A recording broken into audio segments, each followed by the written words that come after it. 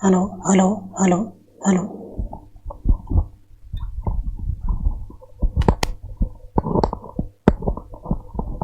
नमस्कार साथियों, आर्यन के ऑनलाइन प्लेटफॉर्म पर आप सभी का स्वागत है। और हम लोगों ने एक तो लाइब्रेरियन ग्रेड 3 जो आपके राजस्थान में भर्ती परीक्षा निकली हुई है उसका, उसके अलावा सेकंड ग्रेड पुस्तकालय अध्यक्ष एक, उसके लिए एक आपके एकलव्य आवासीय जो विद्यालयों में पुस्तकालय अध्यक्ष की भर्ती परीक्षा निकली है, उन तीनों के लिए हमारे बहुत ही महत्वपूर्ण ऑनलाइन कोर्स आपके लॉन्च किए हैं जो शीघ्र ही आपके चालू होने वाले हैं। साथ ही हमने वे छात्र जिन्होंने पहले से ही कोई कोर्स परचेज कर लिया है, पढ़ लिया है, या दो एक बार वो परीक्षाएं दे चुके हैं और उन्हें थोड़ा बहुत उस पुस्तकालय विज्ञान का अनुभव है, तो वो लोग केवल और केवल हमारी टेस्ट सीरीज, और हमारी जो टेस्ट सीरीज है वो बिल्कुल मौलिक है।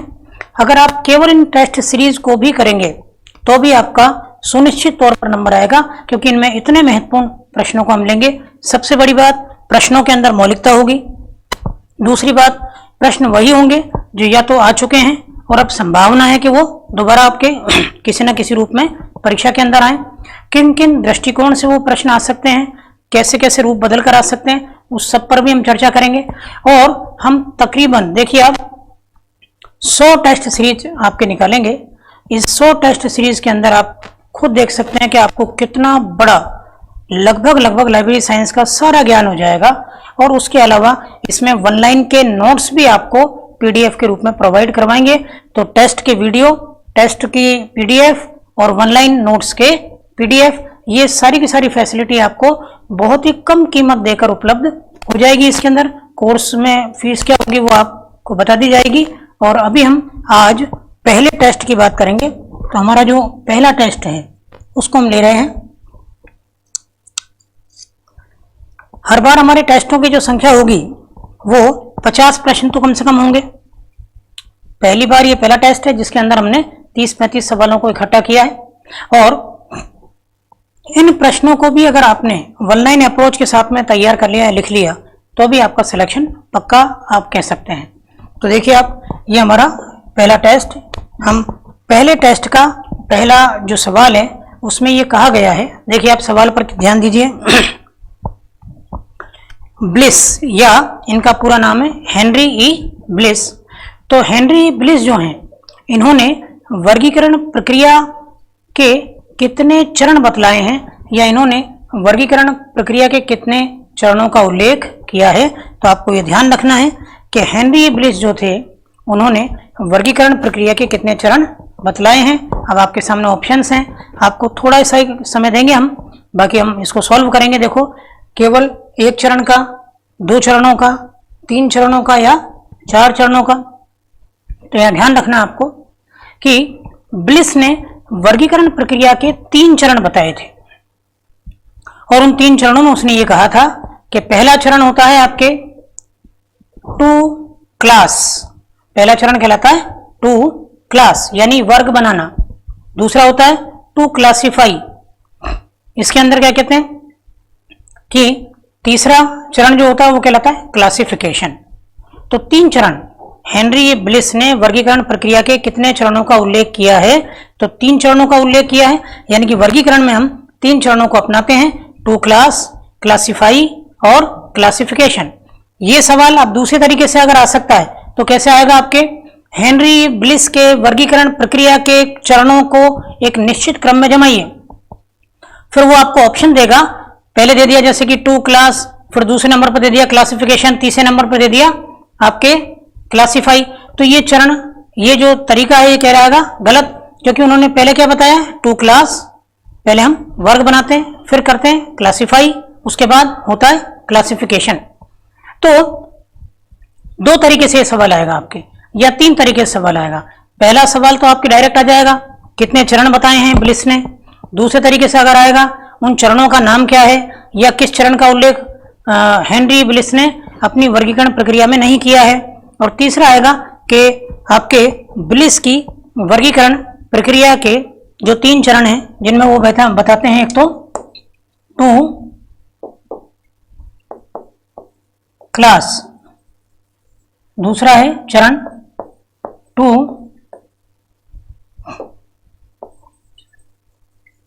क्लासिफाई, और तीसरा उन्होंने बताया है क्लासिफिकेशन।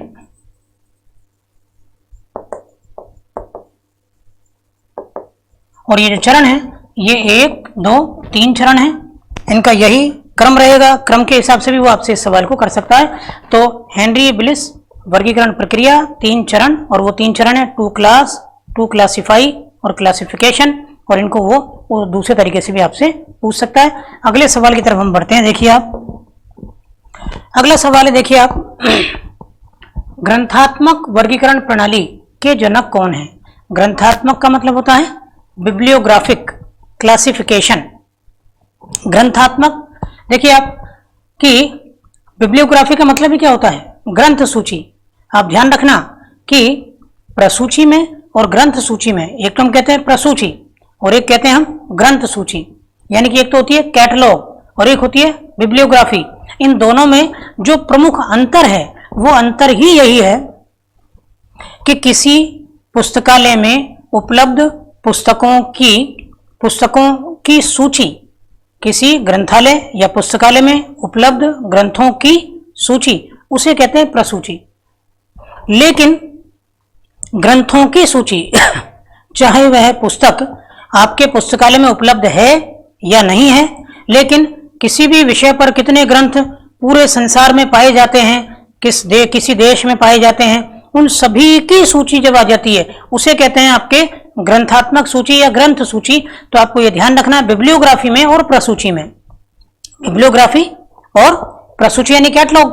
तो कैटलॉग में और ग्रंथ सूची में बड़ा अंतर यही है, ग्रंथ सूची सभी विषयों की सूची है, चाहे वह विषय पर उपलब्ध पुस्तक आपके पुस्तकालय में उपलब्ध है या नहीं है, वो एक बड़ी सूची है, बहुत ही बड़े आकार की सूची है। तो ये दोनों में अंतर होता है, बिब्लियोग्राफी और एक आपके कैटलॉग के अंदर। तो ग्रंथात्मक वर्गीकरण प्रणाली यानी कि आपके बिब्लियोग्राफिक क्लासिफिकेशन, ये किनके द्वारा दिया गया है? यहां पर आपके 4 ऑप्शन दिए गए हैं, तो आप थोड़ा सा विचार कीजिए, फिर अपन आंसर की तो बात करेंगे। देखिए आप, ग्रंथात्मक वर्गीकरण प्रणाली के जनक कहलाते हैं आपके हेनरी ई ब्लिस, H.E. ब्लिस या हेनरी ई ब्लिस। मैंने अभी आपको बताया था कि ग्रंथात्मक सूची और प्रसूची में अंतर क्या है, तो मैंने यही कहा था कि ग्रंथात्मक प्रसूची एक ऐसी ग्रंथों का सूची है जिसमें किसी भी विषय पर उपलब्ध सभी पुस्तकों का उल्लेख होता है, लेकिन वह आपके पुस्तकालय में किताब मौजूद है या नहीं, वो एक ओवरऑल सूची है, चाहे आपकी लाइब्रेरी में वो किताब है या नहीं है। लेकिन जब प्रसूची की बात करते हैं, कैटलॉग की बात करते हैं, तो इसका अर्थ केवल एक सीमित की बात करेंगे हम, हमारे पुस्तकालय में उपलब्ध पुस्तकों की सूची को ही आप कैटलॉग कहकर पुकारेंगे। तो ग्रंथात्मक वर्गीकरण प्रणाली या आपके बिब्लियोग्राफिक वर्गीकरण प्रणाली या बिब्लियोग्राफिक क्लासिफिकेशन के जनक कौन है, तो वो कहलाएंगे आपके हेनरी ई ब्लिस। अगले सवाल की ओर देखते हैं। तो आप देखेंगे यहां पर कि जो सवाल है आपका वो क्या है, वर्गीकरण के किस चरण में पदार्थों या विचारों के किसी समूह में रखने के लिए उन्हें समानता और असमानता के आधार पर विभिन्न वर्गों में विभाजित किया जाता है। ये जो चरण है, क्योंकि मैंने बताया था अभी थोड़ी देर पहले हमने बात की थी, और किसकी बात की थी कि आपके हेनरी ब्लिस थे और उन्होंने बिब्लियोग्राफिक क्लासिफिकेशन के 3 चरण बतलाए थे, क्लासिफिकेशन के 3 चरण बताए थे। तो क्लासिफिकेशन के जो 3 चरण है वही 3 चरण यहाँ आ गए, 2 क्लास, 2 क्लासिफाई और क्लासिफिकेशन।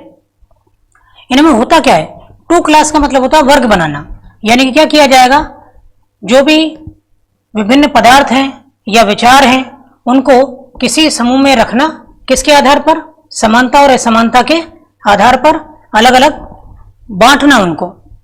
तो ये तो कहलाता है पहला चरण, यानी कि विभाजन।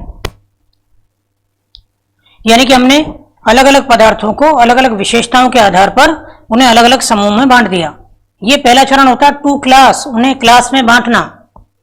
क्योंकि आप देखिए, यदि मैं ये कहूं कि पेंसिल, रबर, शार्पनर, ये सारी चीजों को मिलाकर एक वर्ग बना सकते हैं हम, स्टेशनरी। तो स्टेशनरी एक बड़ा वर्ग हो गया जिसमें कई सारे विचार या पदार्थ हैं जो एक जैसी विशेषता वाले हैं और उनको हमने मिला लिया। तो टू क्लास में पहले वर्ग बनाए जाते हैं, यानी कि उनको समानता और असमानता के आधार पर बांटा जाता है। दूसरे वाले में यानी कि टू क्लासिफाई में क्या किया जाता है कि समानता के आधार पर अब उन जो बांटे गए वर्ग हैं उनको समानता के आधार पर एक समूह में इकट्ठा किया जाता है, एक ग्रुप बनाया जाता है उनका। पहले विभाजन, विभाजन के बाद दोबारा उनका सामूहिकीकरण, एक ही विशेषता वालों का, और तीसरे नंबर पर जब सामूहिकीकरण हो जाता है उसके बाद उन्हें एक निश्चित अनुक्रम में रखना, एक निश्चित अनुक्रम के अंदर उन्हें रखना और निश्चित ऑर्डर में रखना, आप ये भी कह सकते हैं। तो निश्चित अनुक्रम या ऑर्डर प्रदान करके उन्हें अंकन प्रदान कर देना, उन्हें अंक या क्रमांक संख्या प्रदान कर देना। ये जो चरण कहलाएगा वो कौन सा कहलाएगा आपका तीसरा, जिसे अपन क्या क्या पुकारेंगे, क्लासिफिकेशन। तो ये तीन चरण कहलाएंगे, टू क्लास, टू क्लासिफाई और क्लासिफिकेशन। देने वाले व्यक्ति मैं पहले ही बता चुका हूं आपको कौन थे, हेनरी ब्लिस। तो ब्लिस की अभी तक कितने सवाल हमारे तैयार हुए, तो उनमें काफी सारे चीजें हमने कर ली हैं। तो देखिए आप अगला देखो आप, तो ये जो सवाल है, वर्गीकरण के किस चरण में पदार्थों या विचारों को किसी समूह में रखने के लिए उन्हें समानता या असमानता के आधार पर विभिन्न वर्गों में क्या किया जा रहा है, बांटा जा रहा है या इकट्ठा किया जा रहा है, बांटा जा रहा है। बांटा जा रहा है मतलब टू क्लास, ये पहला चरण है। उन्हें इकट्ठा किया जा रहा है, ये दूसरा चरण है। और फिर उन्हें एक निश्चित अनुक्रम में जमा कर, एक निश्चित ऑर्डर में जमा कर और उन्हें वर्गांक प्रदान किया जा रहा है, ये तीसरा चरण है। तो वर्गीकरण के अंदर ये तीन चरणों का उल्लेख होता है। तो यहां पर जो उत्तर होगा आपका वो कहलाएगा आपका समानता और असमानता के आधार पर विभिन्न वर्गों में विभाजित करना, यानी कि टू क्लास। उन्हें आप बांट रहे हैं, उन्हें आप अलग कर रहे हैं। अगला सवाल देखिए आप, वर्गीकरण एक मानसिक प्रक्रिया व सोचने की विधि है और ये कहने वाला व्यक्ति कौन है, आपको आंसर देना है। तो देखिए आप, वर्गीकरण एक मानसिक प्रक्रिया है या एक सोचने की विधि है, ये कहने वाले जो व्यक्ति हैं वो आपके कहलाएंगे, देखिए आप, तो फिलिप्स। ये आपको ध्यान में रखना है, वर्गीकरण एक मानसिक प्रक्रिया है। सर डायरेक्ट सवाल आएगा आपके, वर्गीकरण एक मानसिक प्रक्रिया है या यह एक सोचने की विधि है, यह कथन किसका है, तो ये कथन कहने वाले जो व्यक्ति हैं वो आपके कहलाएंगे फिलिप्स। तो फिलिप्स नाम को आपको ध्यान में रखना है। फिर देखिए आप, अगले सवाल की हम बढ़ते हैं। अगला सवाल कहता है हमको कि वर्गीकरण में वर्गों का व्यवस्थापन किस प्रकार होता है। देखिए आप, वर्गीकरण में वर्गों का व्यवस्थापन किस प्रकार होता है। तो आप देखिए, यदि मैं वर्गीकरण करता हूं और मेरे पास में 1000 पुस्तकें सभी विषयों से संबंधित हैं और मैं उनको वर्गीकृत करना चाहता हूं, उनका वर्गीकरण करना चाहता हूं इन पुस्तकों का, तो मैंने इनका वर्ग बनाया और वर्ग 3 वर्ग बना दिए मैंने। क्योंकि सबसे पहले आप जानते ही हैं कि हम पूरे ज्ञान जगत को 3 वर्गों में ही बांटते हैं। और वो 3 वर्ग कौन से होते हैं आपके, एक तो मानविकी, एक सामाजिक विज्ञान, एक प्राकृतिक विज्ञान, ले देकर ये 3 वर्ग, 3 क्षेत्र होते हैं जिनमें पूरा ज्ञान जगत बटा हुआ होता है। तो हमने क्या किया, मानविकी के विषय अलग कर लिए, फिर इसके अलावा आपके प्राकृतिक विज्ञान के विषय अलग कर लिए और सामाजिक विज्ञान के विषय अलग कर लिए। तो अब देखिए, मेरे पास में जो 1000 पुस्तकें हैं, उन पुस्तकों में से यदि मैं देखूंगा तो ध्यान देने वाली बात यह है, उन पुस्तकों में से हो सकता है कि मानविकी पर केवल मेरे पास 200 ही पुस्तक हों, विज्ञान की मेरे पास 400 पुस्तक हों और सामाजिक विज्ञान की मेरे पास 400 पुस्तक हों। अब ये मैंने आपको बताया है। अब विज्ञान में हम विभाजन करते हैं वापस, यानी कि आपके फिजिक्स, केमिस्ट्री और बायो, फिजिक्स, केमिस्ट्री और बायो। और फिजिक्स, केमिस्ट्री, बायो में जब मैंने किताबों को बांटा तो वो जो 400 विज्ञान की किताबें हैं उनमें से मैंने देखा कि केवल और केवल 90 किताबें मेरे पास फिजिक्स की हैं और केमिस्ट्री की किताबें मेरे पास 110 हैं और 200 किताबें मेरे पास में बायो की हैं। तो ये जो क्रम चल रहा है इसमें आपने क्या देखा कि जो वर्गीकरण होता है उसमें वर्गों का जो व्यवस्थापन हो रहा है वो किस प्रकार हो रहा है। अब आप ऑप्शंस देखिए, ऑप्शन से आपको इसका आंसर अपने आप उपलब्ध हो जाएगा। तो वर्गीकरण हमेशा किस प्रकार होता है, देखिए आप, हमारा अधिक विस्तार था 1000 किताबें, उसका विस्तार क्या हो गया अब कम, अब विस्तार और क्या हो गया कम। फिर फिजिक्स में भी अगर मैं आपके अलग अलग निकालूंगा तो और किताबें क्या होती जाएंगी, कम होती जाएंगी। यानी कि वर्गों का व्यवस्थापन हमेशा आपके आंसर क्या कहलाएगा, अधिक विस्तार से कम विस्तार की ओर होता है, अधिक विस्तार से कम विस्तार की ओर। आप लास्ट में जब जाएंगे तो आप विस्तार तो हो जाएगा कम और विषय की गहनता, विषय की विशेषज्ञता, विषय की गहराई वो अधिक हो जाएगी और उसका जो विस्तार है वो बहुत कम हो जाएगा। तो वर्गीकरण में वर्गों का व्यवस्थापन किस प्रकार होगा, तो इसका आंसर है आपके अधिक विस्तार से कम विस्तार की ओर। आगे देखिए आप, हमारा सवाल है अगला, पुस्तक वर्गीकरण ज्ञान का वर्गीकरण है। यानी कि पुस्तक वर्गीकरण को ये क्या कहकर पुकारा उन्होंने, ज्ञान का वर्गीकरण। और ये कहने वाले व्यक्ति या विद्वान कौन है, ये आपको आंसर देना है। तो आप थोड़ा सा विचार कीजिए कि आप आंसर दे पाते हैं, नहीं फिर अपन इसकी चर्चा करेंगे।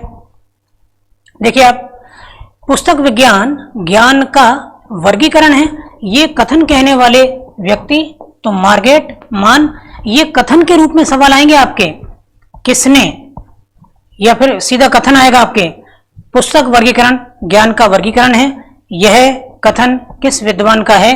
तो विद्वान जो हैं वो विद्वान कौन कहलाएंगे आपके, मार्गेट मान। तो मार्गेट मान के द्वारा ये बात कही गई है।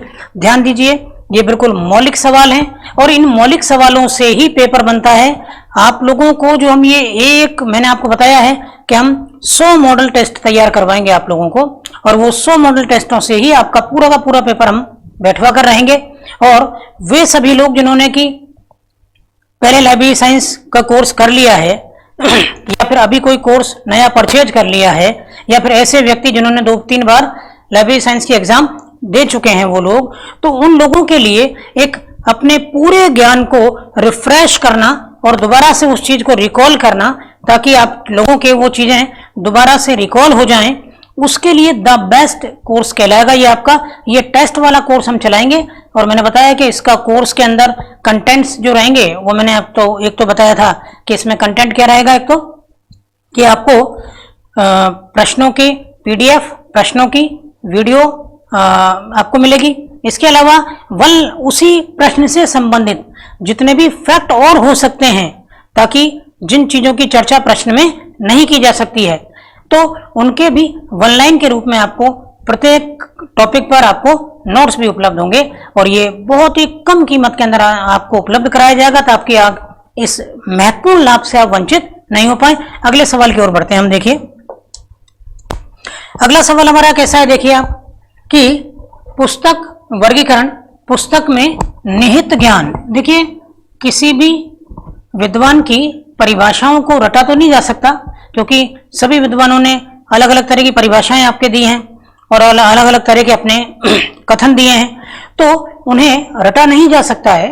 लेकिन यदि आप ध्यान देंगे तो हम प्रत्येक कथन में से एक कीवर्ड, एक की पॉइंट पकड़ सकते हैं, जिसको यदि याद रख लें तो उससे हमें उस व्यक्ति के बारे में तुरंत रिकॉल हो जाएगा कि ये बात किस व्यक्ति के द्वारा कही गई है। तो जैसे कि यहाँ पर आपके जो की पॉइंट है वो की पॉइंट 2 ही हैं। एक तो क्या है, देखिए आप, क्या है कि किस विद्वान ने ये कहा है कि पुस्तक वर्गीकरण पुस्तक में निहित ज्ञान का व्यवस्थापन है। तो व्यवस्थापन तो एक नॉर्मल बात है, लेकिन निहित ज्ञान का व्यवस्थापन है। और इससे भी इंपॉर्टेंट जो की पॉइंट है उसमें क्या कहलाएगा आपके, जहां पुस्तकों को क्या किया जाता है, इकट्ठा किया जाता है, फिर दोबारा इकट्ठा किया जाता है। और ये इकट्ठा किया जाता है और दोबारा कैसे इकट्ठा किया जाता है, तो मैंने आपको बताया है कि पहले तो वर्ग बनाए जाते हैं,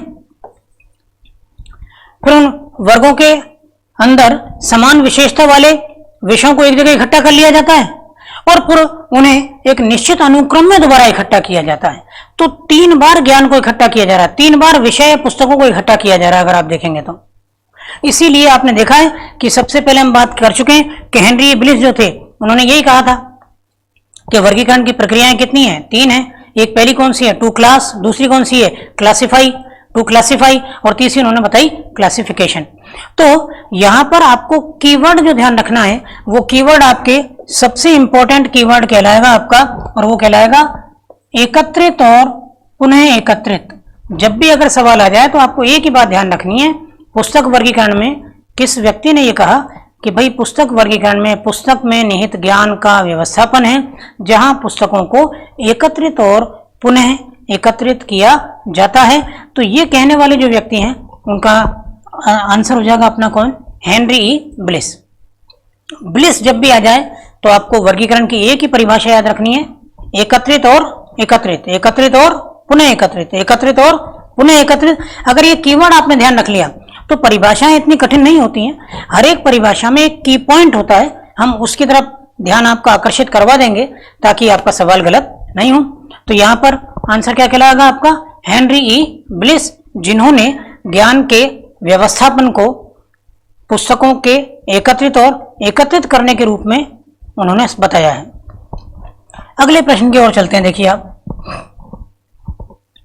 अगला प्रश्न ये कहता है कि यह कथन किसका है कि किसी पुस्तक के विशिष्ट विषय के नाम के क्रम सूचक अंकों की अधिमान्य कृत्रिम भाषा में अनुवाद करना ही वर्गीकरण है। तो अगर ये सवाल आ जाए आपके और फिर आपसे पूछा जाए कि साहब किसी पुस्तक के विशिष्ट विषय के नाम को क्रम सूचक अंकों की अधिमान्य कृत्रिम भाषा में अनुवाद करना आपके वर्गीकरण है, अगर ये परिभाषा आपके आ जाए तो आपको ध्यान रखना है कि इसका आंसर है आपके बर्बिक शेयर, शेयर्स यानी कि वही आपके रंगनाथन के पुस्तकालय विज्ञान के गुरु। और मैंने आपको इनके बारे में 2 बातें बताई थी। मैंने आपको यही कहा था कि बर्बिक शेयर्स जो हैं वो तो रंगनाथन के पुस्तकालय विज्ञान के गुरु हैं, बर्बिक शेयर्स। और यदि ये पूछा जाए कि आपके रंगनाथन के गणित के शिक्षक यानी कि गणित विषय के गुरु वो कौन है, विचार कीजिए आप, इस पर चर्चा करेंगे अपन इस पर आगे। चलिए, तो यहां पर की पॉइंट जो बना वो की पॉइंट आपको जो ध्यान रखना वो केवल क्या कहलाएगा, आपके विषय के नामों के क्रम सूचक अंकों की अधिमान्य कृत्रिम भाषा में अनुवाद करने को ही क्या कहा जाता है, वर्गीकरण। और ये कहने वाले कौन है, शेयर्स। और ये परिभाषा कोई कठिन नहीं है, इसलिए नहीं है कि उन्होंने ये कहा है कि भाई वर्गीकरण होता क्या है। हमने क्या किया, विषय के जो नाम है उसको एक क्रम सूचक अंक दे दिया, लेकिन जो अंक दिया वह अंक किसी ना किसी एक अधिमान्य कृत्रिम भाषा का है, क्योंकि हमारे यहाँ पर वर्गीकरण के लिए कृत्रिम अधिमान्य जो भाषाएं हैं, अधिमान्य कृत्रिम भाषाएं हैं वो कौन कौन सी हैं, या तो कॉलन क्लासिफिकेशन, या फिर अपन बात करेंगे किसकी, डीडीसी, या बात करेंगे यूडीसी, या आपके एलसी। ये जितनी भी वर्गीकरण पद्धतियां हैं, इन वर्गीकरण पद्धतियों में क्या किया गया है, एक किसी भी पुस्तक या विषय के नाम को एक कृत्रिम अंक प्रदान कर दिया गया है। तो यहां यही बात हो रही है कि वर्गीकरण क्या है, किसी पुस्तक के विशिष्ट विषय के नाम को एक क्रम सूचक अंकों की अधिमान्य, मान्यता प्राप्त, अधिमान्य, आप अपनी मर्जी से हर कोई अंक नहीं दे सकते हैं। जो डीडीसी में अंक दिया है, सीसी में दिया है, या यूडीसी में दिया है, या एलसी में दिया गया है, इनके अंदर ही दिए गए जो अंक हैं उन्हीं को आपको देना पड़ेगा, उन्हीं को प्रदान करना पड़ेगा, तभी वर्गीकरण कहलाएगा आपका। तो क्रम सूचक अंकों में अनुवाद करना कहलाता है ये। तो यहां पर आपके की पॉइंट जो बनेगा वो कहलाएगा आपके किसी भी विषय की क्रम सूचक अंकों की अधिमान्य कृत्रिम भाषा में बदलना या अनुवाद करना, यही क्या है, वर्गीकरण है। और ये कहने वाले व्यक्ति कौन है, आपके बर्बिक्स शेयर। अगला सवाल देखिए आप, वर्गीकरण और विशेष रूप से अंकन। देखिए आप, वर्गीकरण जो होता है, इसी वर्गीकरण के टॉपिक को जब हम पढ़ते हैं तो उसी में एक सब टॉपिक आता है अंकन प्रणाली। तो अंकन प्रणाली, वर्गीकरण तो एक बड़ी चीज है, व्यापक चीज है, वर्गीकरण का एक हिस्सा है अंकन। तो वर्गीकरण और विशेष रूप से किसकी बात हो रही है, अंकन। तो वर्गीकरण और विशेष रूप से अंकन वह विधि है जिसके द्वारा पुस्तकों का पृथक व्यक्तित्व प्रदान किया जाता है। सवाल को देखिए आप आराम से।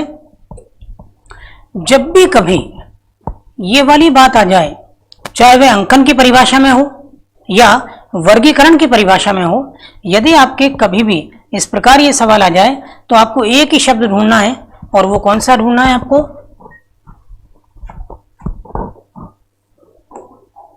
पृथक पृथक व्यक्तित्व प्रदान करना।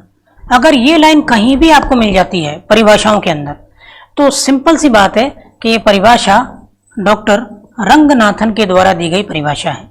क्योंकि रंगनाथन ने यही कहा था कि वर्गीकरण का उद्देश्य यही है कि इसके द्वारा हम पुस्तकों को पृथक पृथक उनका स्वतंत्र व्यक्तित्व प्रदान करते हैं। और अंकन के लिए भी उन्होंने यही कहा था, उन्होंने सिंपल सा कहा था कि क्रमांक संख्याओं के द्वारा, कॉल नंबर के द्वारा या क्रमांक संख्याओं के द्वारा पुस्तकालय की प्रत्येक पुस्तक को उसका अपना निजी व स्वतंत्र व्यक्तित्व प्रदान किया जाता है।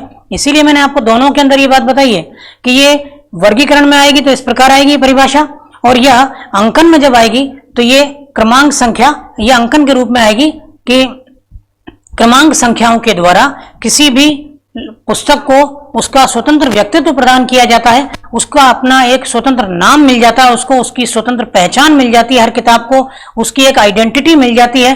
क्योंकि किसी भी लाइब्रेरी के अंदर दो किताबों के एक जैसे क्रमांक संख्या नहीं हो सकती।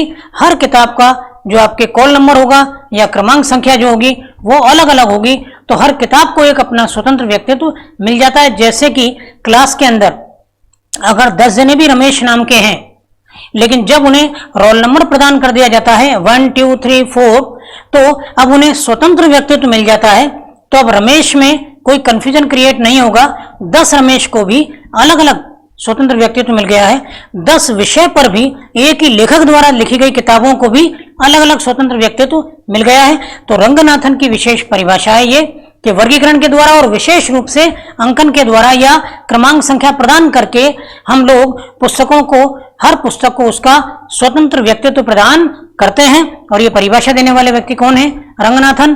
कॉल नंबर या जिसे अपन कहते हैं क्रमांक संख्या, क्रमांक संख्या कभी भी किसी भी पुस्तकालय में दो पुस्तकों की एक क्रमांक संख्या नहीं हो सकती, सबको अपनी स्वतंत्र एक अलग क्रमांक संख्या मिलती है। बिल्कुल ठीक इसी तरीके से जैसे कि विश्व में कभी भी दो किताबों के एक जैसे ISBN नंबर नहीं हो सकते, इंटरनेशनल स्टैंडर्ड बुक नंबर कभी नहीं हो सकते।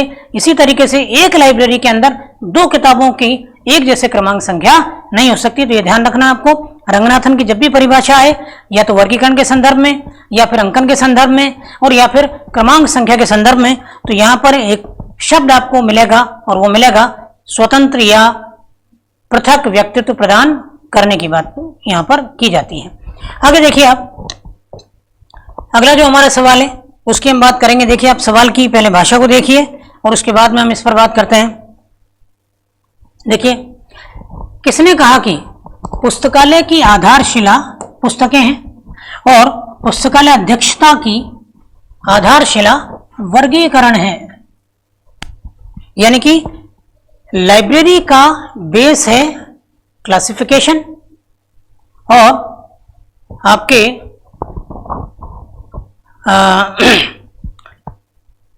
आपके क्या कहेंगे, लाइब्रेरियनशिप, पुस्तकालय अध्यक्षता का यहाँ पर अर्थ क्या निकलेगा, लाइब्रेरियनशिप। लाइब्रेरियनशिप का बेस कहलाएगा वर्गीकरण।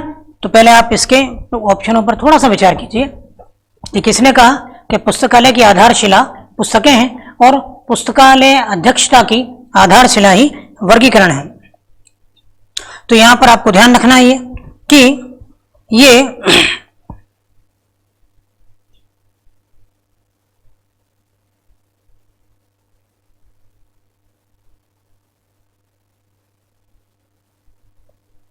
बर्बिक, बिल्कुल, तो ये कौन हो जाएंगे, बर्बिक सेयर्स।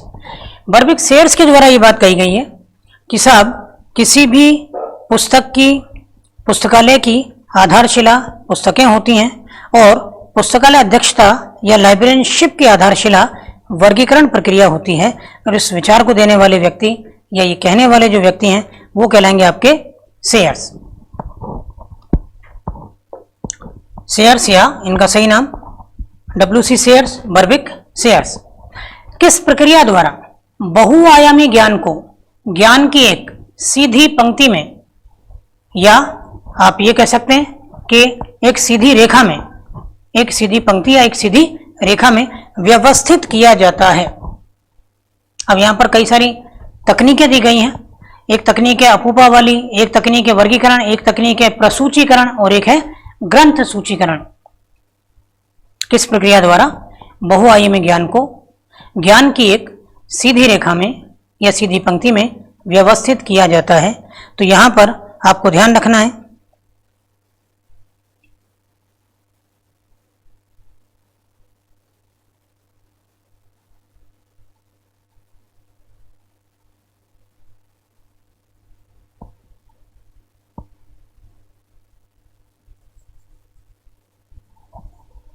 टॉपिक क्या चल रहा है हमारा, वर्गीकरण।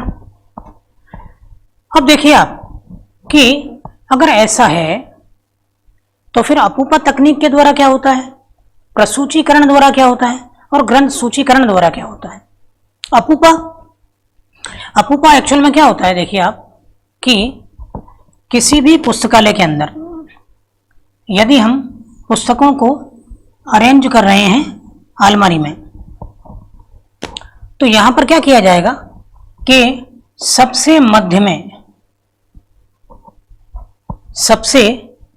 में हमें सर्वाधिक उपयोगी या सर्वाधिक प्रासंगिक या सर्वाधिक मांगी जाने वाली विषयों की पुस्तकें रखनी चाहिए। ये तो हो गया पहली बात अपूपा के अंदर।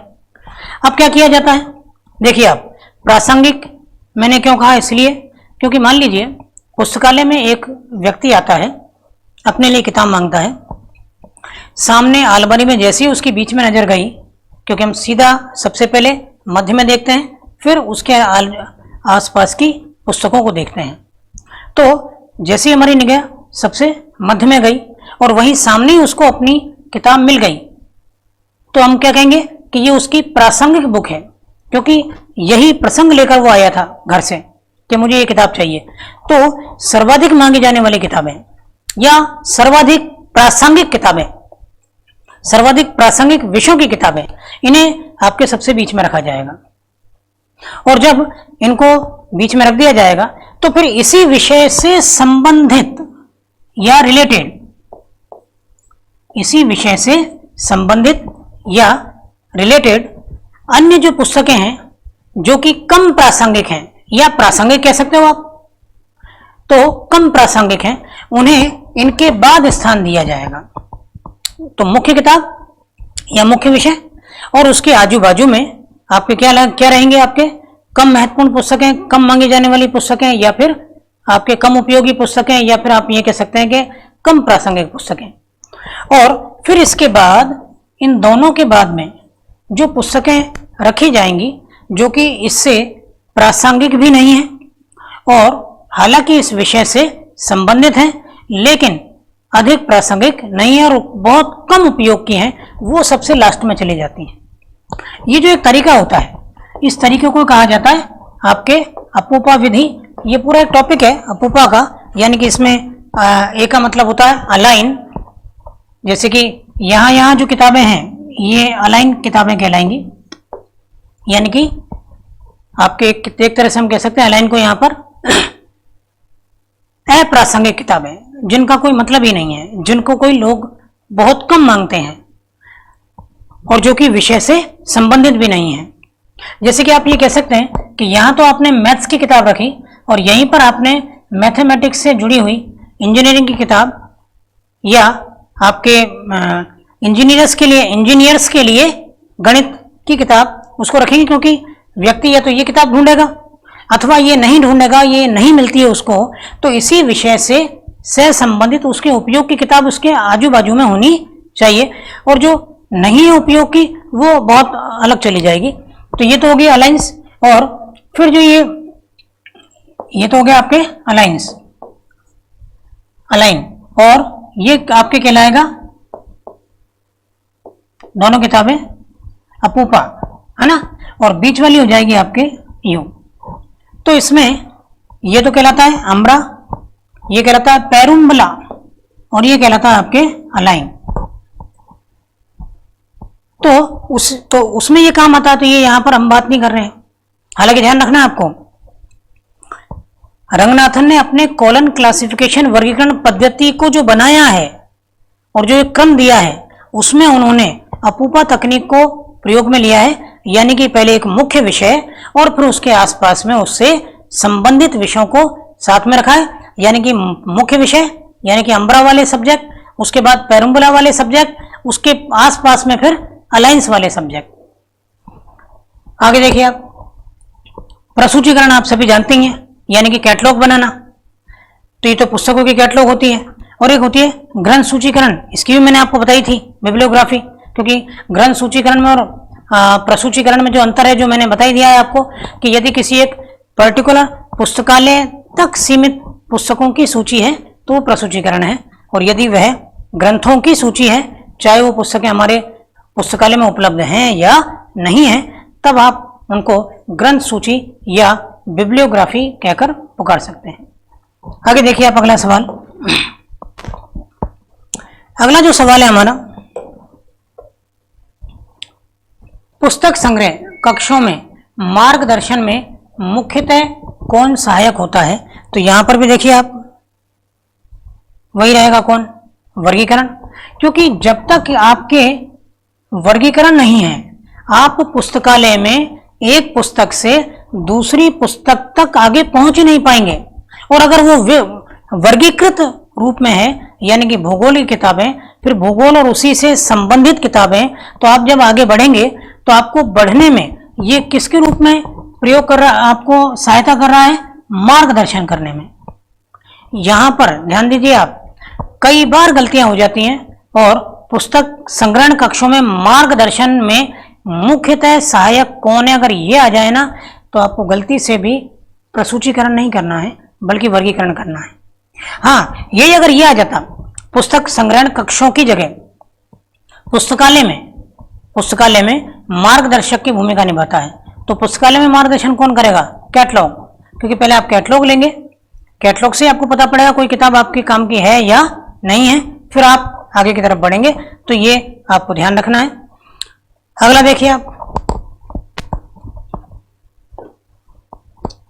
अगला प्रश्न है हमारा, विदेशी साहित्यों का संग्रह मुख्य रूप से किस प्रकार के पुस्तकालयों का कार्य है? तो आप, मेरे हिसाब से आप सभी को पता होगा कि ऐसे कार्य हमारा नेशनल लाइब्रेरी या राष्ट्रीय पुस्तकालय जो होते हैं उनका ये प्रमुख रूप से कार्य होता है, जो आपके विदेशी पुस्तकों का संग्रहण करने का कार्य करते हैं। तो ये मुख्य रूप से उनका कार्य है। अगले सवाल की ओर बढ़ते हैं हम। देखिए,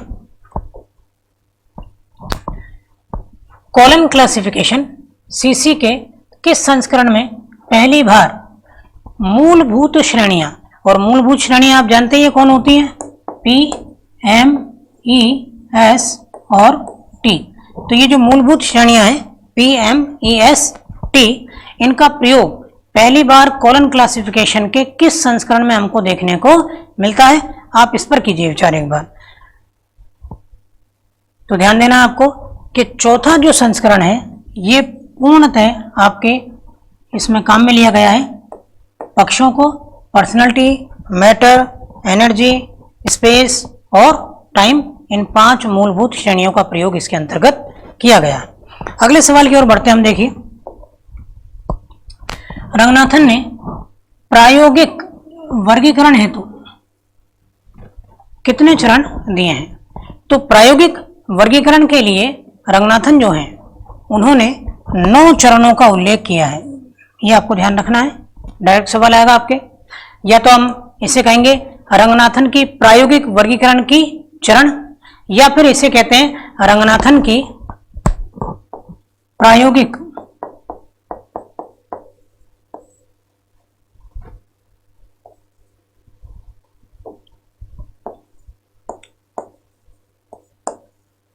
वर्गीकरण हेतु अभिधारणा, अभिगम,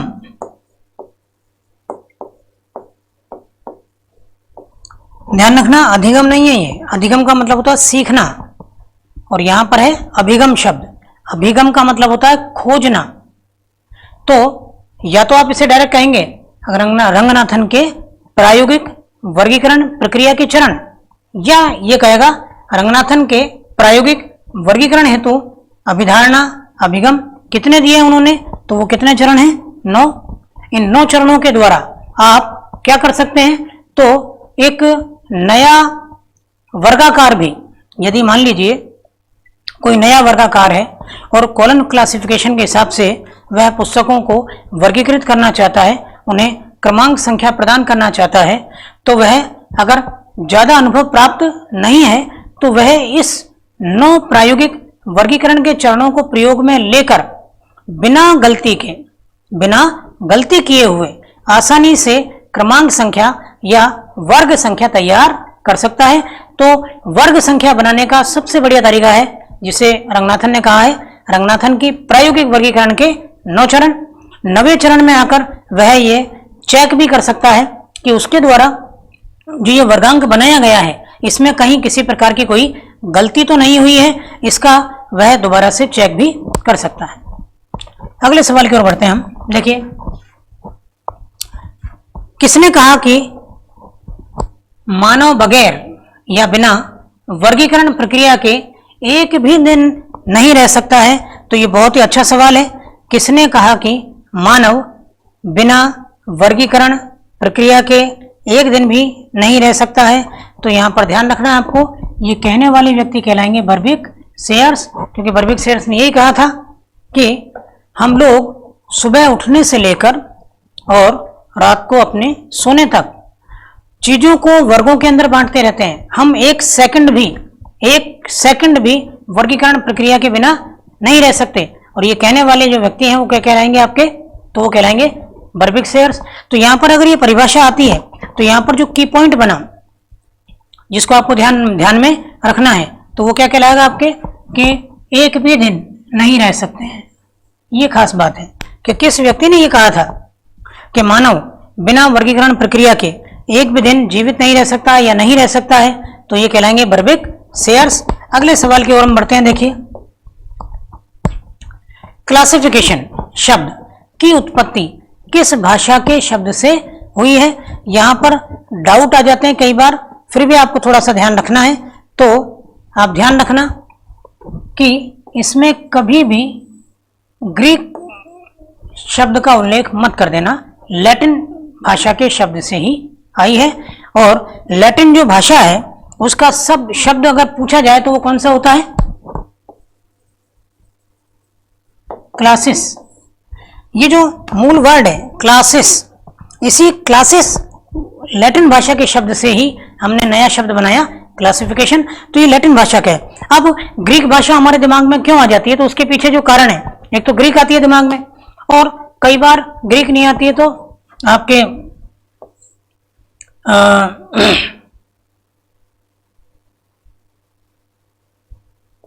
यूनानी, ग्रीक कहेंगे, और ग्रीक नहीं कहेंगे तो क्या कहेंगे अपन इनको? यूनानी। तो असल में क्या हुआ, सबसे पहले अगर हमें वर्गीकरण प्रक्रिया को अपनाने के बारे में अगर जानकारी मिलती है तो वो मिलती है आपके रोमन साम्राज्य में।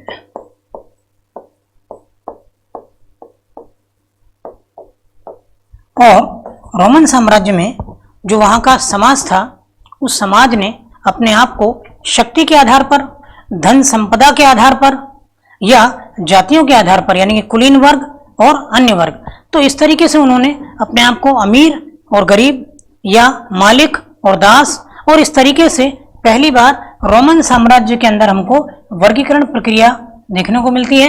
लेकिन अगर सवाल ये आ जाए कि ये लैटिन भाषा का शब्द है, तो ध्यान रखना आपको कि क्लासिफिकेशन किस भाषा का शब्द कहलाएगा, आपका लैटिन भाषा का ही शब्द कहलाएगा। अगले सवाल की अगर हम बात करें तो देखिए आप, क्लासिफिकेशन शब्द की उत्पत्ति लैटिन भाषा के किस शब्द से हुई है? तो अभी हमने इसका उत्तर दिया था, आप बड़ी आसानी से इसका उत्तर दे सकते हैं, और वो उत्तर क्या है आपका? क्लासिस, CLASSIS, क्लासिस, इसी शब्द से इसकी उत्पत्ति हुई है। अगले सवाल की ओर बढ़ते हैं हम। देखिए, मैं आपको वापस से बता दूं, ये इस टाइप के मौलिक सवाल और उनमें होने वाले डाउट हैं, जिनको यदि आपने क्लियर कर लिया तो आप बड़ी ही आसानी से इस परीक्षा को निश्चित तौर पर एक बढ़िया अंकों के साथ में पास करेंगे और सिलेक्शन सुनिश्चित करेंगे आपका। तो अगला है आपके वर्गीकरण प्रक्रिया के प्रथम प्रयोग का उल्लेख कहाँ मिलता है? अभी हमने थोड़ी देर पहले बात की थी, कहाँ पर बात की थी? तो रोमन साम्राज्य के अंदर, क्योंकि रोमन साम्राज्य के अंदर ही लोगों ने अपने समाज को अमीर और गरीब में बांटा या मालिक और दासों में बांटा। ये और कुल मिलाकर हम यही कहेंगे कि हमको पहली बार इसका जो दर्शन या उसका उल्लेख जो मिलता है वो आपको कहाँ जाकर मिलेगा? तो उसके लिए आपको आंसर देना है कि रोमन साम्राज्य के अंदर ही पहली बार हमें वर्गीकरण प्रक्रिया का पहली बार उल्लेख देखने को मिलता है। अगले सवाल की ओर बढ़ते हैं। देखिए, ज्ञान की खोज में पुस्तक वर्गीकरण प्रक्रिया समय बचाने वाली, एक तो की पॉइंट ये बनेगा यांत्रिक प्रक्रिया है, एक की पॉइंट बनेगा ये। अब आप ध्यान दीजिए कि वर्गीकरण प्रक्रिया में अगर देखो आप, तो समय बचाने वाली प्रक्रिया है। ये कहने वाले विद्वान कौन है? यहां पर दो आएंगे। एक तो उन्होंने ये कहा है कि वर्गीकरण एक यांत्रिक प्रक्रिया है, एक वर्गीकरण एक समय बचाने वाली प्रक्रिया है, और इन दोनों ही शब्दों को आपको ध्यान में रखना है। तो यहां पर आपको ध्यान रखना है, इस विद्वान की अगर बात करेंगे अपन, तो विद्वान कहलाएंगे आपके J.S.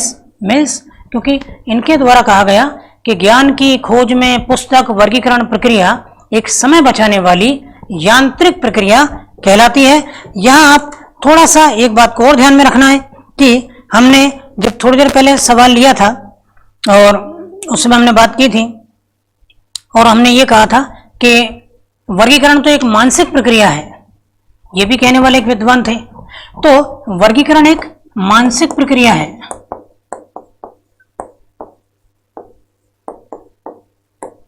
ये कहने वाले व्यक्ति तो कौन थे? फिलिप्स। और वर्गीकरण एक यांत्रिक प्रक्रिया है, ये कहने वाले व्यक्ति कौन है? मिल्स। क्योंकि कई बार सवाल आ जाते हैं, वर्गीकरण एक मानसिक प्रक्रिया है, वर्गीकरण एक यांत्रिक प्रक्रिया है, वर्गीकरण एक मानसिक प्रक्रिया है, फिलिप्स वर्गीकरण एक यांत्रिक प्रक्रिया है, तो कौन कहलाएंगे? आपके J.S. मिल्स। अगले सवाल की ओर देखिए आप,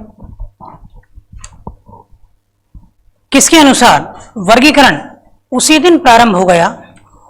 किसके अनुसार वर्गीकरण उसी दिन प्रारंभ हो गया जिस दिन से मनुष्य ने वस्तुओं का नाम रखना प्रारंभ कर दिया? अब देखिए आप, चार ऑप्शन है आपके सामने।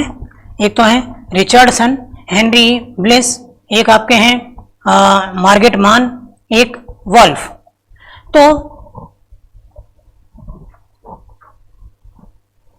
देखिए आप, वर्गीकरण उसी दिन शुरू हो गया जिस दिन से मनुष्य ने वस्तुओं का नाम रखना शुरू कर दिया या प्रारंभ कर दिया, और ये सवाल बनेगा, ये आंसर कराएगा आपका कौन सा? रिचर्डसन। अभी भी अगर देखें तो देखिए आप, वर्गीकरण एक मानसिक प्रक्रिया है, फिलिप्स। वर्गीकरण एक यांत्रिक प्रक्रिया है, अभी थोड़ी देर पहले हमने लिया है कि वर्गीकरण एक यांत्रिक प्रक्रिया है और ये प्रक्रिया कहने वाले कौन थे? जे.एस. मिल्स। और अब कि वर्गीकरण उसी दिन प्रारंभ हो गया जिस दिन मनुष्य ने वस्तुओं का नाम रखना प्रारंभ कर दिया। और फिर हमने बात की थी कि वर्गीकरण एक और था हमारे कि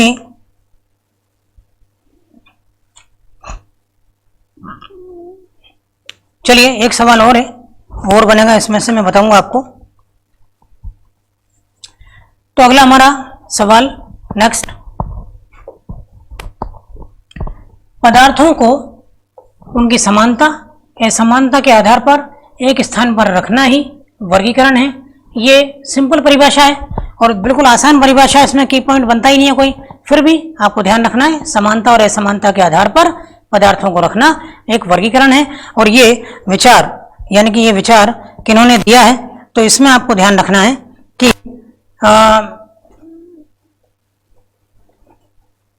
रिचर्डसन, कौन कहलाएंगे आपके? रिचर्डसन। तो ये व्यक्ति हो गए आपके रिचर्डसन। अगला है, किसके अनुसार वस्तु और विचारों को क्रमबद्ध करने का सबसे उत्तम उपाय, यहां की पॉइंट बनेगा सबसे अच्छा तरीका, अच्छी विधि या उत्तम उपाय वर्गीकरण कहलाता है। तो ये कौन से विचारक हैं जिन्होंने ये बात कही थी? तो उन्होंने ये कहा था कि वस्तु व विचारों को क्रमबद्ध करने का सबसे उत्तम उपाय ही वर्गीकरण कहलाता है, और ये कहने वाले व्यक्ति थे आपके मिल्स। अगले सवाल की ओर बढ़ते हैं हम। रंगनाथन ने वर्गीकरण प्रक्रिया के क्रमशः कितने अर्थ बताए हैं? तो यहां पर आपको थोड़ा सा ध्यान रखना है इसको कि रंगनाथन जो थे उन्होंने वर्गीकरण प्रक्रिया के, या तो आप ये कह दीजिए कि वर्गीकरण प्रक्रिया के 5 अर्थ और 5 ही एक तरह के चरण, जो कि क्रमशः आपको ध्यान में रखने हैं। तो इन्होंने 5 अर्थों में इसकी परिभाषा की थी। फिर देखिए आप अगले सवाल की ओर बढ़ते हैं हम। वर्गीकरण से रंगनाथन के पुस्तकालय विज्ञान के कितने सूत्रों का पोषण होता है? यानी कि जो कि रंगनाथन ने अपनी पुस्तक लिखी थी और सबसे इंपॉर्टेंट और सबसे पहली पुस्तक थी जिसको इन्होंने नाम दिया था आपका 5 लॉ ऑफ लाइब्रेरी साइंस।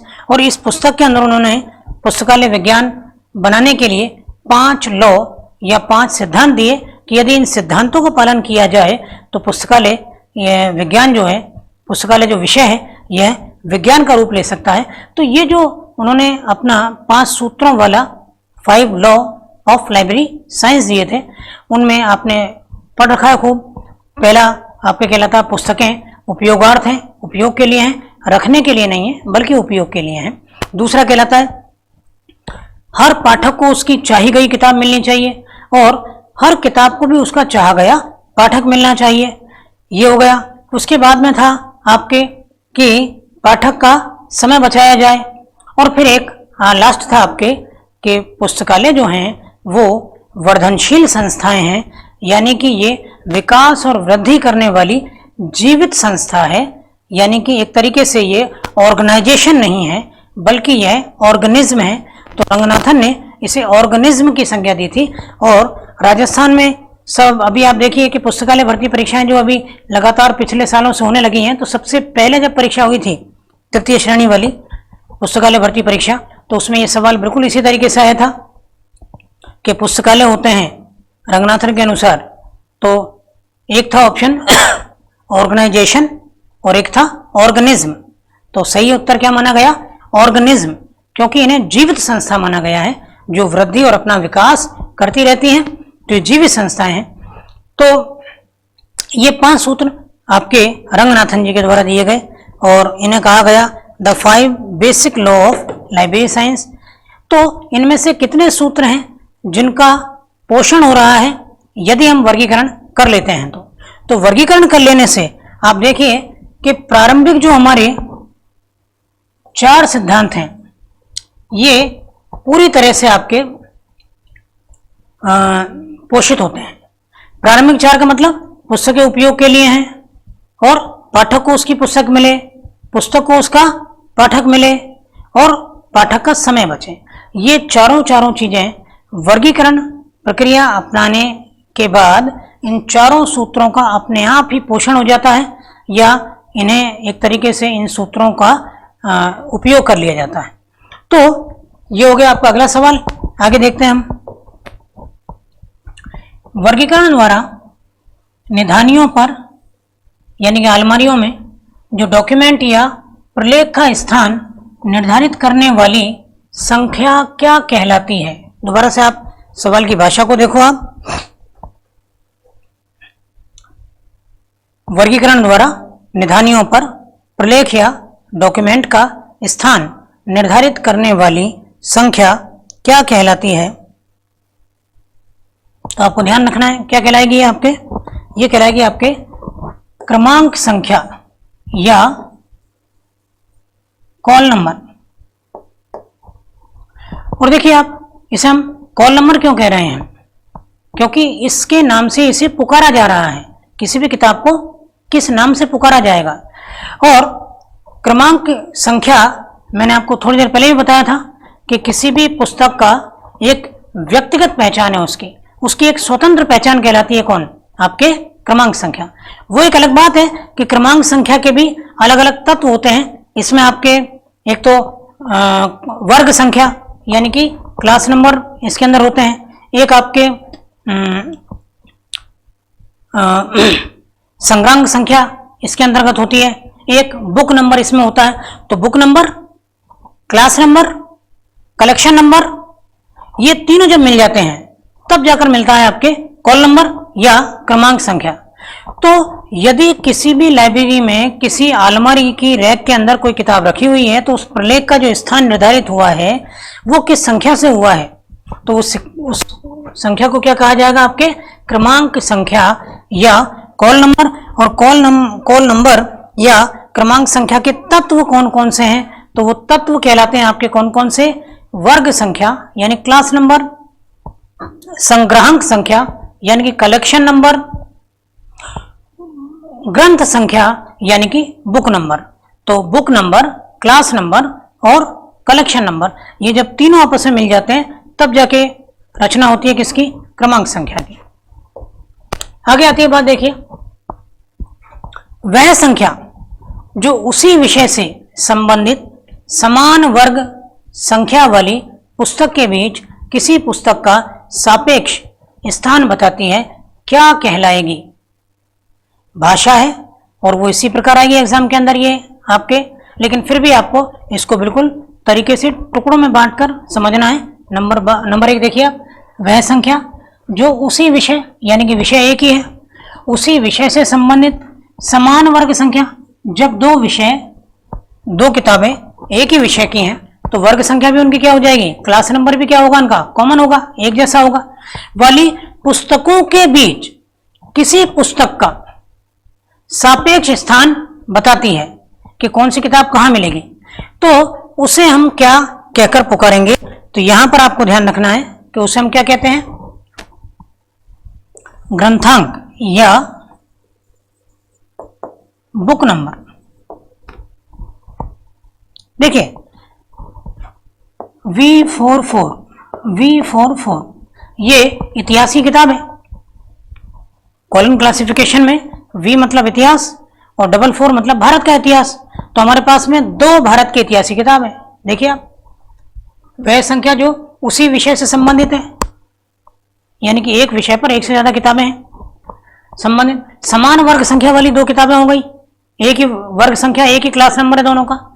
पुस्तकों के बीच अब उसका सापेक्ष स्थान कि वो आगे रखी जाएगी, पीछे रखी जाएगी, पहले रखी जाएगी, बाद में रखी जाएगी, यानी किसे हम पहली किताब माने पहले या दूसरी किसे माने, उसके लिए हमको क्या बनाना पड़ता है? आपके बुक नंबर या क्लास नंबर। और जैसे आप बुक नंबर देंगे जैसे कि V441, V442, तो अभी देखिए दोनों किताबें अलग अलग हो गई और इनको अपनी स्वतंत्र पहचान भी मिल गई। हालांकि वो एक अलग बात है, हमने तो ये वैसे ही 1 और 2 नंबर दिया है इसको। चलिए जी, तो वो कौन सी कहलाएगी? आपका ग्रंथांक या बुक नंबर। अगले सवाल की ओर देखते हैं।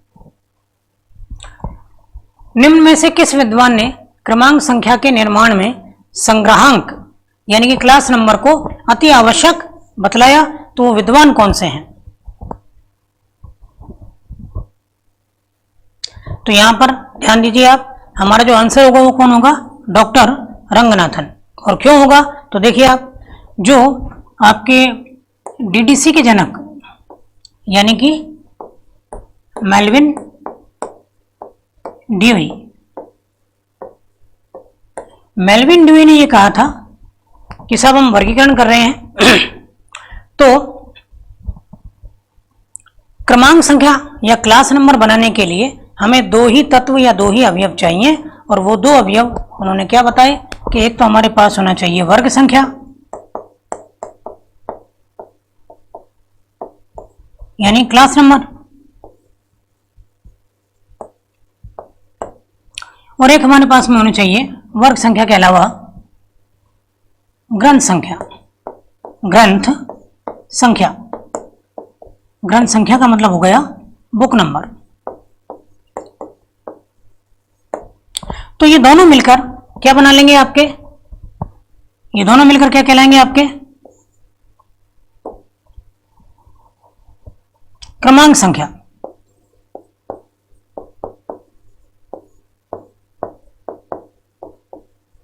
ठीक है जी। और जो क्रमांक संख्या यानी कि वही call number, COLL, call number. तो मेल्विन ड्यूई ने केवल दो चीजें मानी हैं कि यदि आपको क्लास नंबर बनाना है, यदि आपको कॉल नंबर बनाना है या क्रमांक संख्या बनानी है तो आपको दो अवयव चाहिए, एक आपको चाहिए वर्ग संख्या क्लास नंबर, और एक चाहिए आपको बुक नंबर या ग्रंथ संख्या। पहले ऐसे व्यक्ति जिन्होंने ये कहा कि नहीं, इन दोनों के बाद भी यदि हमें किसी पुस्तक को उसको स्वतंत्र पहचान देनी है तो एक तत्व और शामिल किया जाए, और वो एक तत्व और क्या था? संग्राहक संख्या। कौन सी? संग्राहक संख्या यानी कि कलेक्शन नंबर।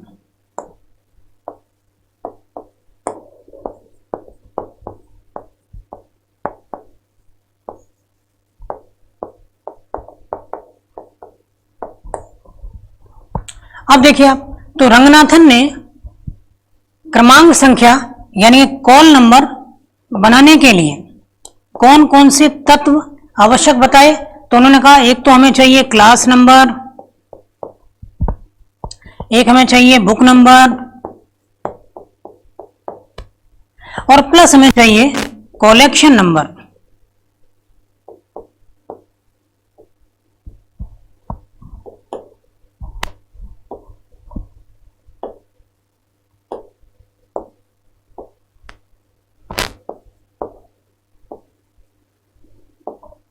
और इन तीनों के मिलने से ही आपके क्या तैयार होगा आपके? तो वो कहलाएगा आपका क्या? क्रमांक संख्या यानी कि कॉल नंबर।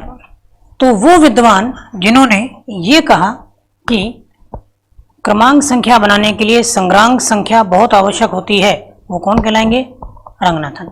और किसने ये कहा कि यदि आपको क्रमांक संख्या या आपके कॉल नंबर बनाना है तो केवल दो चीज से काम चल जाएगा, वर्ग संख्या यानी क्लास नंबर और ग्रंथ संख्या यानी बुक नंबर। तो वो कौन कहलाएंगे आपके? डीडीसी के जनक मेल्विन ड्यूई, उनके द्वारा दो एलिमेंट काम में लिए गए हैं। रंगनाथन ने आपके क्रमांक संख्या बनाने के लिए 3 एलिमेंटों को शामिल किया है। अगला जो प्रश्न है उसको देखिए आप पहले। रंगनाथन ने किस ग्रंथ में वर्गीकरण की विशेषताओं के उपसूत्र दिए हैं? तो वर्गीकरण और वर्गीकरण की क्या विशेषताएं होनी चाहिए, और उन विशेषताओं के कुछ उपसूत्र क्या कहा जाता है आपके?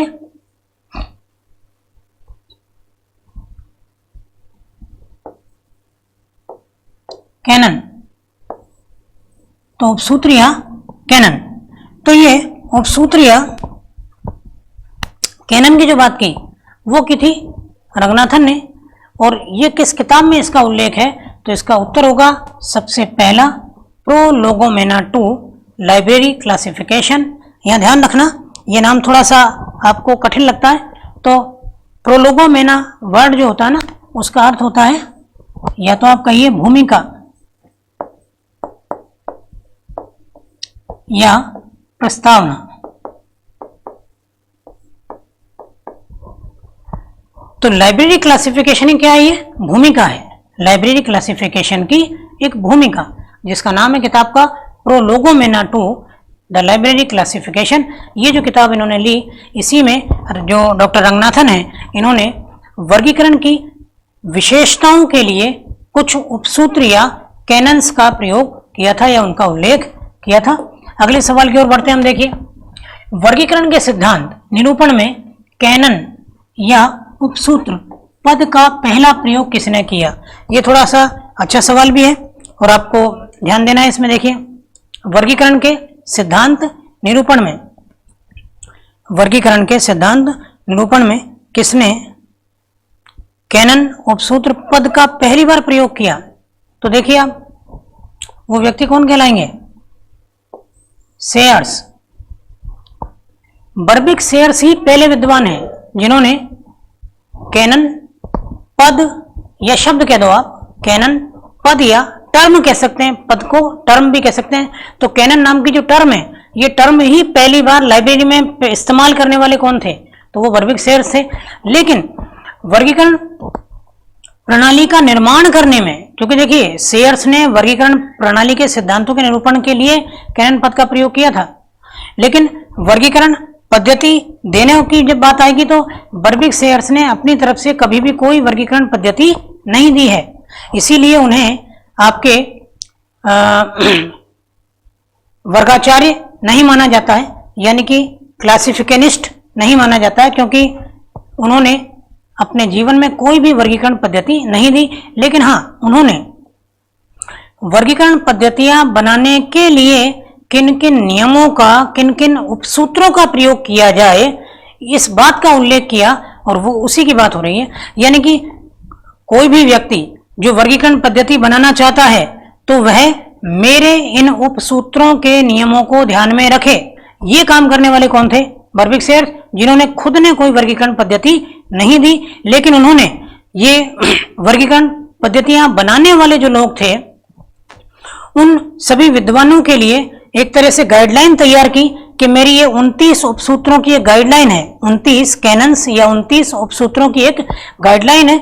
इस गाइडलाइन को आप ध्यान में रखिए और फिर आप अपने वर्गीकरण के सिद्धांत, वर्गीकरण प्रक्रियाएं दीजिए।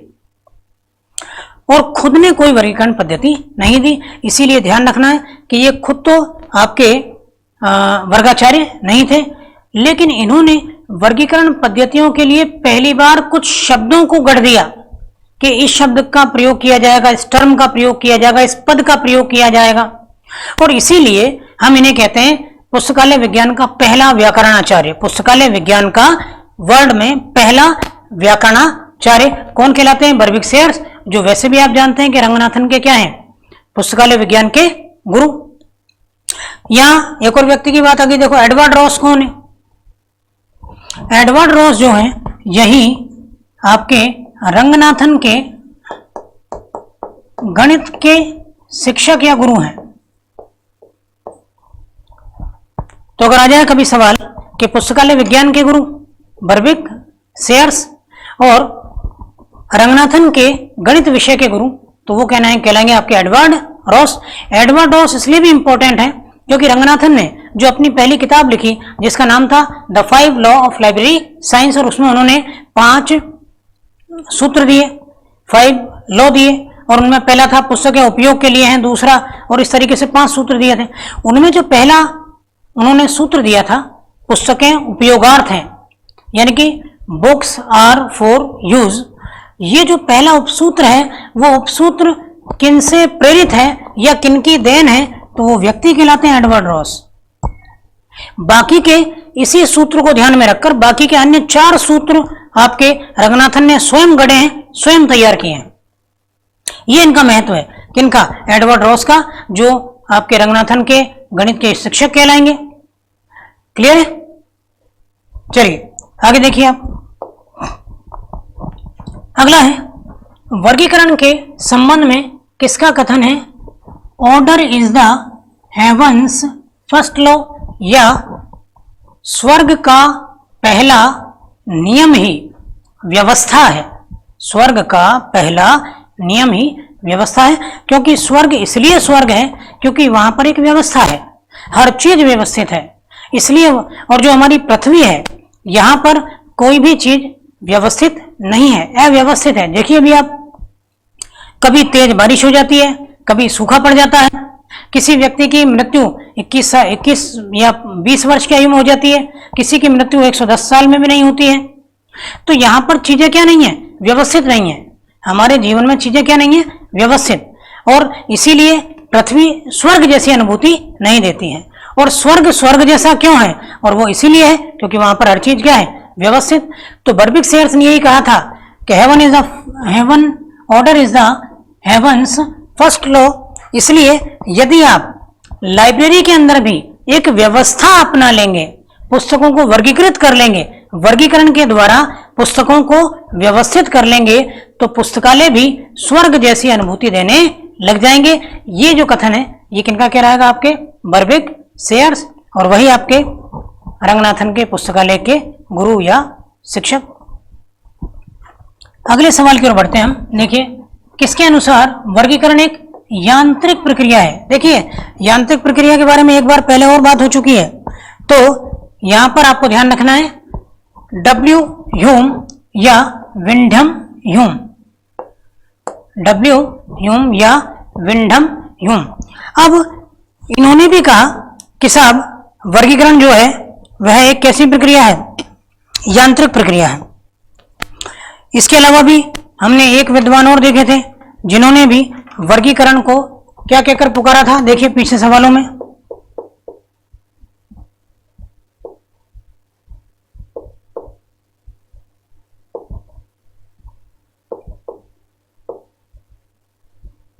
देखिए आप,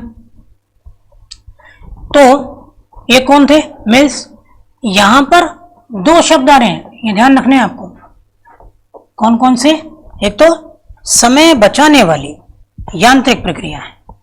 जब इस तरीके से सवाल आएगा, समय बचाने वाली एक यांत्रिक प्रक्रिया है, तब तो हम किसका नाम लेंगे, जेएस मिल्स का ही नाम लेंगे।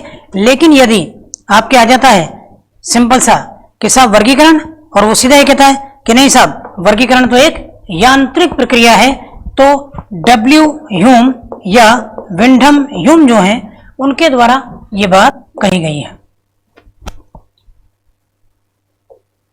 और फिलिप्स का हमने पढ़ ही लिया है कि फिलिप्स ने कहा था कि वर्गीकरण एक बौद्धिक प्रक्रिया है या मानसिक प्रक्रिया है, सोचने की प्रक्रिया है। फिर देखिए आप अगला सवाल, वर्गीकरण प्रक्रिया में साहित्य की मांग का सिद्धांत।